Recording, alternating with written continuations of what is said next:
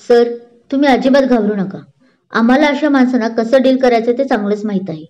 असं म्हणून त्यांच्यातला एक माणूस मग्रूरपणे त्याला काही न बोलू देता मशिनरी पुढे घ्यायला लागतो. तिच्यात व मशिनरी बस काही सेकंदांची दुरी होती. तिने तर भीतीने श्वास रोखले होते. Are you mad? तो जोरात ओढत तिच्या व त्या मशिनरीच्या मध्ये श्वास रोखून उभा राहतो. त्याला समोर पाहून व त्याचा तो चिडका स्वर पाहून तो मग्रूर माणूस मात्र भीतीने घाबरून पटकन मशिनरी थांबवतो. सगळेच आपला भीत भीत श्वास रोखून पाहत असतात. मशिनरी एकदम 2 पावलावर येऊन थांबलेली असते. त्यामुळे त्याचे धारदार असलेलं पातळ त्याच्या पायाला स्पर्श झालेलं असतं. तो पाय मागे घेतो, पण व्हायचं तेच होतं. पायातून रक्ताची चिरकांडी उडतेच. अचानक मशिनरीचा आवाज येणं बंद झाल्याने ती ही काय झाले एवढी कशी काय शांतता हे पाहण्यासाठी डोळे उघडते. समोर ह्याला पाहून तिला हायसं वाटतं. तो पाठमोरा असल्याने त्याला लागलेलं कळालं नसते. पण मशिनरी थांबली ह्याचा तिला जास्त आनंद झाला होता. पाहिलं ना, ह्यांनी तुमच्या मालकानेच सांगितलं ना तुम्हाला स्वतःच मशिनरी बंद करायला. ती त्या मग्रूर माणसाला मशिनरीच्या मागूनच बोलते, जो फक्त आणि फक्त घाबरून नितीशकडे पाहत असतो. त्याला एकट्यालाच कळालं होतं की काय झालं आहे ते. नितीशही त्याच्याकडे तसाच पाय धरून रागाने त्याच्याकडे पाहत असतो.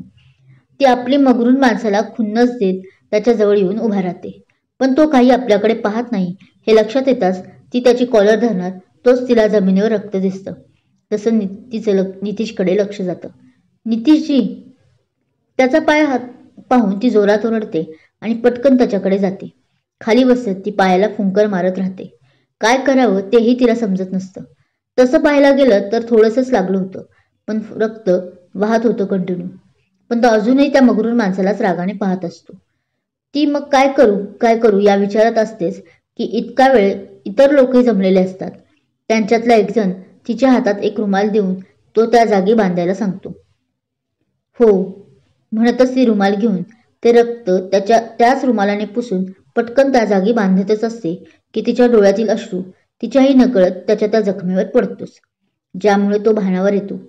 पाणी कसं पडलं याचं आश्चर्य जे वाटत असतं, तर त्याचवेळी ती रुमाल बांधत असल्याचं लक्षात येतं त्याच्या. सॉरी म्हणत ती रुमाल बांधून पटकन मागे सरकते. त्याच्या पायाची हालचाल झाल्याने तिला वाटतं की त्याला राग आलाय असं आपण त्याला रुमाल बांधताना, म्हणून ती माफी मागून मागे सरकते.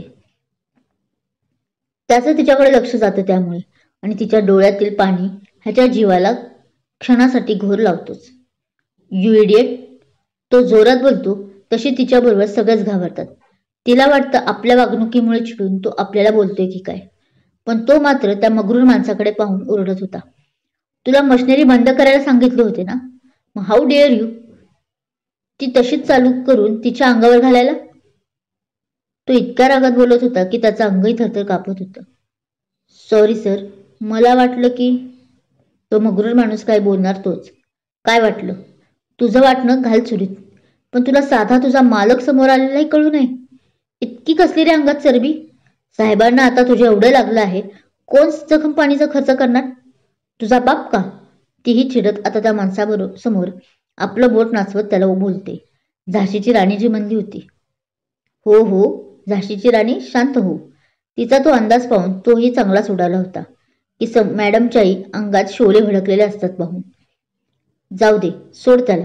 आधी मला ही जखम धुवायला लागेल. तो तिचा हात पकडत तिला थांबवत बोलतो आणि खुणेनेच त्या माणसाला जा म्हणून सांगतो. तीही त्याच्या त्या हाताच्या स्पर्शाने जागीच थांबते. बोलतीच बंद होते तिची. हो, पण अजूनही मात्र डोळ्यातून अश्रुधारांनी व्हायचं बंद केलं नव्हतं. ते मला तिकडे विहीर. तो माणूस मशिनरी घेऊन गेल्याची खात्री होताच तो हळूच तिच्या कानात बोलतो. ती स्तब्ध तशीच मात्र अजूनही उभी असते. ए हॅलो झाशीची राणी. तो आपला इतका वेळ तिच्या हातात असलेला हात काढून तिच्या पुढे टिचकी वाजवतो तशी ती भानावर येते.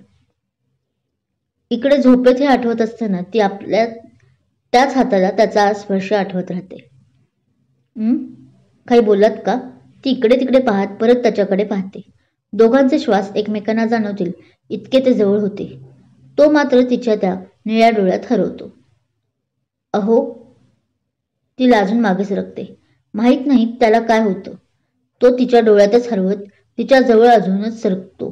तिला काही कळायच्या आतच तिच्या गालावर आपले ओठ टेकवतो, ज्यामुळे तिचे डोळे मोठे होतात. पण तो तसा क्षणभर तिथेच थांबलेला असतो. नितीशजी, ती जोरात ओरडते आणि त्याच्या पायावर पाय मारते. आह! तो त्याच पायावर तिने पाय मारल्याने जोरात ओरडतो आणि भानावर येतो. तसं त्याला वास्तव्याचे जाण होते आणि आपण केलेली चूकही आठवते. Sorry sorry. तो असं ओरडल्याने तिचं लक्ष त्याच्या पायाकडे जातं आणि आपण काय गलती केली याचं तिचं तिलाच वाईट वाटल्याने ती परत त्याची माफी मागते. हे, एक मिनिट. पण मी का सॉरी बोलू? सॉरी तर तुम्ही नितीजी मागायला हवी. तिला एकदम त्याचं मगाचं वागणं आठवतं आणि ती बोलते. मी? मी का सॉरी बोलायचं?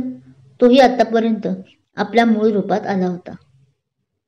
कथा आवडत असल्यास लाईक करा, कमेंट करा आणि शेअर करा.